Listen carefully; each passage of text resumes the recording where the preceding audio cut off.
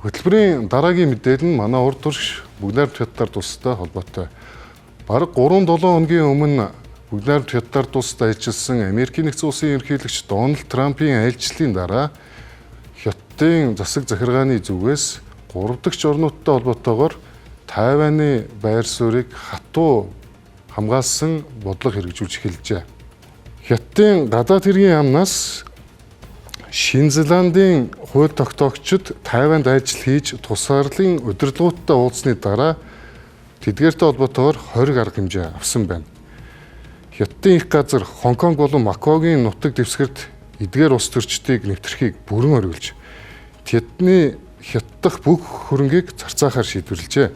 Түүнчлэн Хятадын хувь хүн аж ахуйн нэгжүүдийг тэдэнтэй ямар нэгэн бизнесийн болон албан ёсны харилцаа тогтоохыг хуулиар хязгаарласан байна.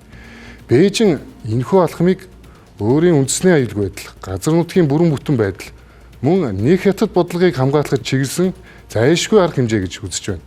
Хятадын геополитикийн тооцооллоор Тайваны асуудал бол ямар ч тохиролцоо их боломжгүй улаан шугам бөгөөд гадаадын хууль тогтоогчид тус аралд ажиллах нь салан тусгаарлах үзлийг өдөөж Бээжингийн статус квог зөрчиж байна гэж дүгнэж байна. Нөгөө талаас Шинэ Зеланд энэхүү алхмыг ардчилсан үнд зүйлс парламентын гишүүдийн чөлөөтэй зорчих үзэл бодлоо илэрхийлэх хэрэгчлээнд халдсан хэрэг гэж тайлбарлаж байгаа.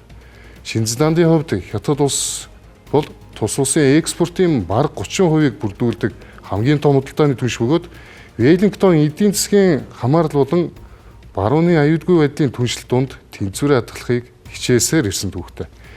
Бээжин энэхүү хатуу оргийг тавьснаар олон улсын хамтын нийгэмлэгт тэр дундаа номхон талаан бүс нутгийн орнуудад Тайваны асуудлаар Хятадыг дэмжээгүй байр суурь баримтлах нь эдийн засаг улс төрийн өндөр өртөгтэй гэдгийг сануулж байна.